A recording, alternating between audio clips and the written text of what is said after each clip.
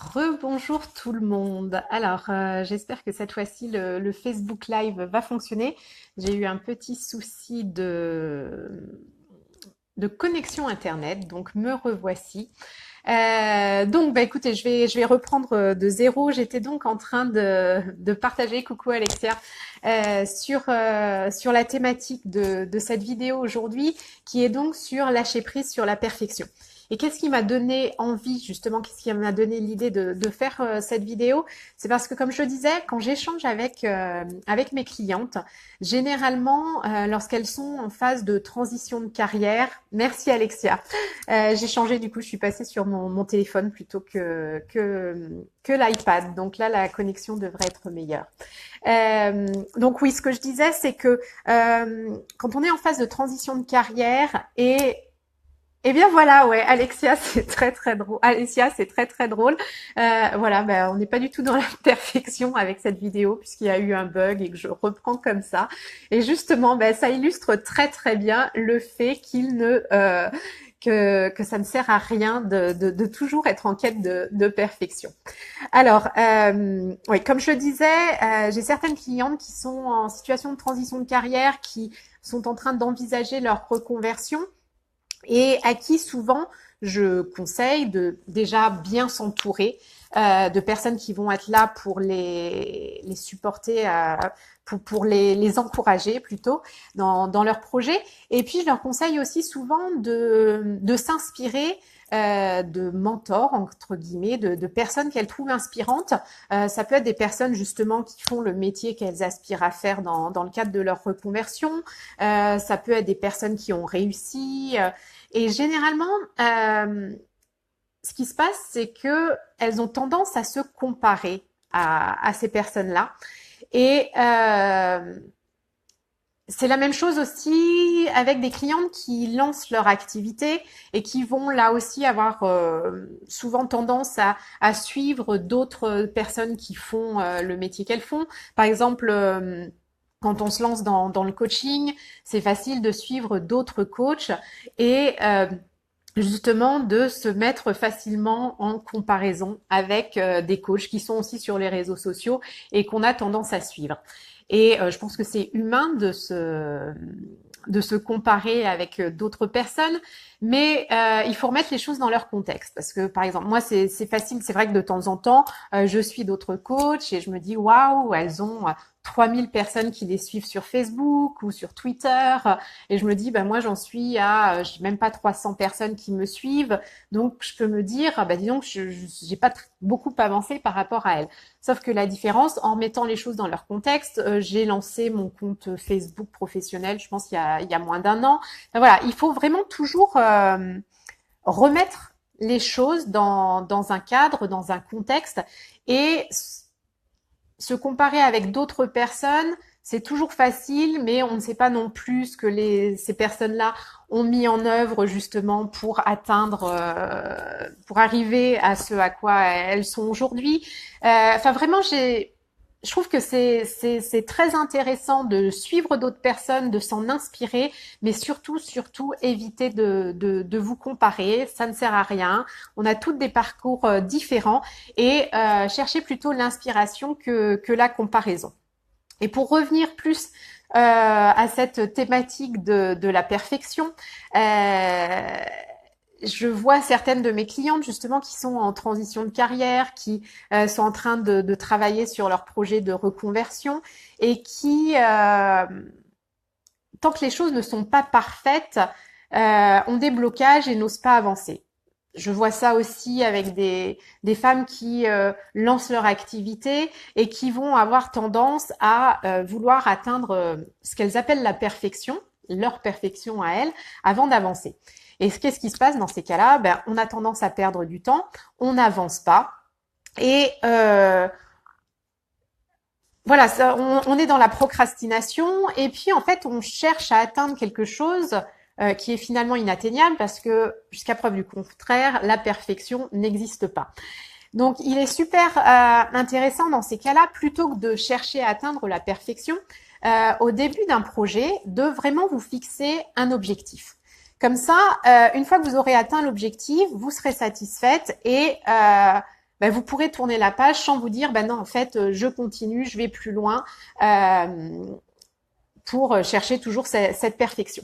Donc vraiment le conseil que je vous donne, que ce soit en phase de transition de carrière, de reconversion, de lancement d'activité ou même de tout projet finalement, c'est vraiment de vous fixer un objectif et puis bien entendu de vous fixer aussi une deadline, un timing. Donc par exemple, dans le cadre d'une reconversion, si vous décidez, on est en juin, au 1er janvier 2018, enfin déjà si vous décidez justement d'avoir trouvé le job qui va vous permettre de vous épanouir, le job de vos rêves, euh, voilà, bah, c'est de vous dire, je décide d'identifier le job idéal, le job que j'ai envie de faire dans le cadre de ma reconversion. Ce qui va être super important, ça va être justement de vous fixer une date, par exemple le 1er janvier 2018. Comme ça va vraiment vous pousser à avoir un objectif, savoir ce que vous voulez, et puis surtout aussi au 1er janvier 2018, faire un bilan, et si vous n'avez pas encore atteint votre objectif, peut-être revoir certaines choses. Et puis, là encore, pour avancer et justement ne pas aller dans toujours cette quête de la perfection, l'idée, ça va être de vous fixer aussi des micro-objectifs pour atteindre ce gros objectif. Et ce qui va être hyper important, et ça je le répète, c'est déjà d'avoir de l'indulgence avec vous-même et aussi de célébrer quand vous atteignez chacun de ces petits objectifs. C'est hyper important et ça va justement vous aider à arrêter de chercher toujours à être parfaite, à aller dans la perfection.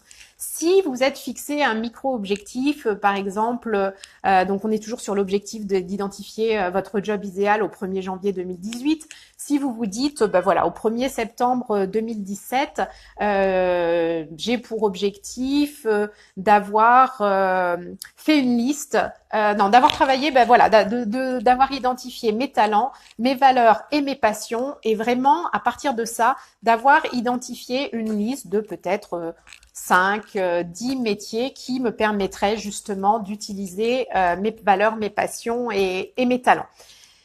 Eh bien, au 1er septembre 2017, si vous avez réussi à justement travailler là-dessus et à faire votre liste, il va être hyper important de célébrer. Ce sera une première étape que vous aurez atteinte et en célébrant, vous allez pouvoir tourner la page et passer à la suite et vous dire que ben voilà, vous avez atteint votre objectif, vous pouvez être fier de vous. Alors, comment on célèbre? Il y a différentes façons. Hein. Chacune a ses petits plaisirs, ses manières de célébrer. Ça peut être tout simplement. Je trouve qu'il est super important dans ces cas-là, c'est de communiquer.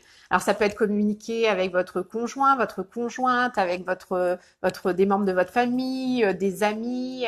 Ça peut être aussi des petits plaisirs égoïstes aussi, comme célébrer en vous disant, bah, tiens, je vais m'acheter un éclair au café ou je vais me faire un petit resto en terrasse à midi. Enfin voilà, ça peut être aussi, moi j'aime bien aussi célébrer toute seule de temps en temps.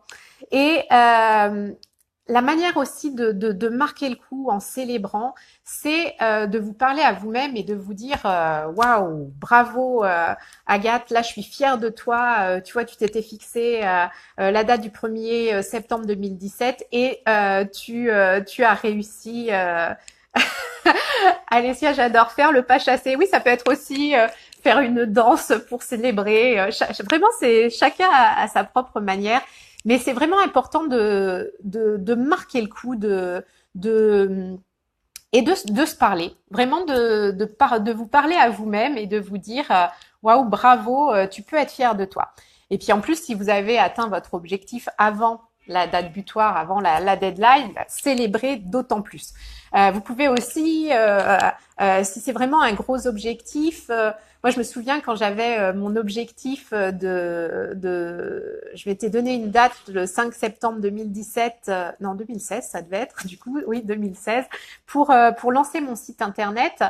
J'ai réussi à ce qu'il soit en ligne comme je le voulais le 5 septembre et j'ai vraiment célébré le soir. J'avais acheté une petite bouteille de champagne et j'ai célébré avec mon conjoint parce que pour moi, c'était vraiment l'aboutissement de plusieurs mois de travail très intensif et puis c'était vraiment quelque chose que j'étais fière de mettre en ligne, d'avoir accompli et voilà. n'ayons pas peur, on avait ouvert une bouteille de champagne. Voilà, donc ce que je veux vous dire, c'est il est vraiment important de lâcher prise sur la perfection pour avancer. Je le vois aussi quand j'échange avec des clientes qui sont en train de lancer leur activité. Il faut que les cartes de visite soient parfaites. Il faut que le site internet soit parfait. Il faut éventuellement, pour des femmes qui ont envie de faire des Facebook Live, que ce soit parfait.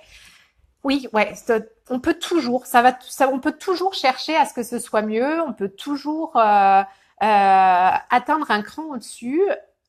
Mais tant qu'on cherche, qu'on est dans cette quête de la perfection, ben on n'avance pas et il se passe rien.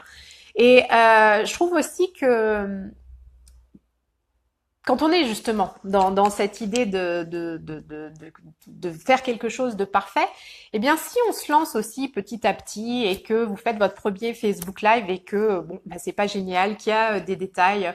Moi, de temps en temps, je vois sur des vidéos que j'ai faites, il y a des Legos derrière moi que j'avais pas vu, des choses comme ça. Bon, déjà, moi, je trouve que c'est plus intéressant finalement d'arriver à en rire, hein. Ça fait des petits détails, ça prouve qu'on est humaine.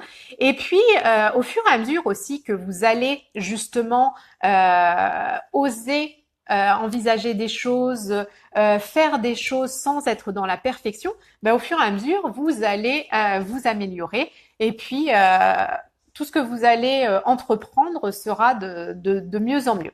Voilà, donc là encore, l'idée n'est pas d'atteindre la perfection, mais ça va vous permettre justement d'avancer vers quelque chose de plus qui correspond plus à ce à quoi vous tendez. Alors Alessia, tu me dis ne pas se faire plomber le moral par des personnes un peu maladroites qui te disent que ce n'est pas bien. Tout à fait. Ça rejoint exactement Alessia ce que je dis toujours aussi à mes clientes quand elles se lancent ou quand elles réfléchissent à leur reconversion, c'est aussi finalement de bien s'entourer des bonnes personnes qui sont dans la bonne énergie, qui vont nous dynamiser, qui vont croire en nous, croire en notre projet, qui vont nous motiver. Et puis les personnes qui sont de toute façon tout le temps négatives ou qui vont être aussi beaucoup, tu vois, c'est ça ce que tu dis, qui sont maladroites, mais parfois c'est aussi un petit peu voulu. Ce que j'ai remarqué, c'est beaucoup de personnes qui sont justement dans la critique, même si c'est censé être de la critique constructive. C'est des personnes qui sont souvent justement dans l'admiration de ce que tu fais et elles aspirent à oser faire ce que tu fais toi. Et elles ont une petite frustration peut-être de ne pas réussir à avoir l'audace que tu peux avoir et du coup peuvent être un petit peu négatives justement dans leurs commentaires. Mais ça rejoint tout à fait ce que je dis toujours, entourez-vous des bonnes personnes. Parfois, il faut faire le tri dans son entourage, dans certains de ses amis, partager certaines choses avec des personnes parce que vous savez qu'elles sont bienveillantes. J'osais pas le dire. Oui, oui, voilà. Mais oui, c'est ça. Il y a certaines personnes qui semblent maladroites et puis finalement, ça peut être de la maladresse, mais ça peut être aussi peut-être une pointe de jalousie justement par rapport à l'audace que vous avez. Donc surtout, entourez-vous des bonnes personnes. Ce que je disais aussi, donc ayez des mentors, des personnes inspirantes que vous suivez, mais surtout en le faisant avec le recul nécessaire pour ne jamais vous comparer à ces personnes-là. Et c'est ce que je disais, donc célébrer à chaque fois les accomplissements que vous avez, les objectifs que vous atteignez, pardon, ça va vraiment vous permettre d'être dans une belle dynamique, d'avancer. Vous aurez bien entendu des moments de doute, c'est normal. Vous aurez des échecs, des obstacles, c'est normal dans tout grand projet. Quand on se lance dans quelque chose de grand, c'est normal de pas toujours avancer très vite, de rencontrer des difficultés, mais surtout, fixez-vous des objectifs atteignables, qui soient mesurables et merci Alexia, et surtout, ne cherchez pas la perfection. La perfection n'existe pas et il est super important du coup de vous fixer des objectifs de vous y tenir et puis de célébrer et puis de pouvoir passer à l'étape suivante.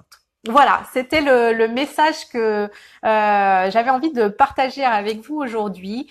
Donc si aujourd'hui vous aviez envie de faire quelque chose, de faire une vidéo, d'appeler quelqu'un qui fait le métier que vous aspirez à faire et que vous n'osiez pas, eh bien allez-y, c'est le moment.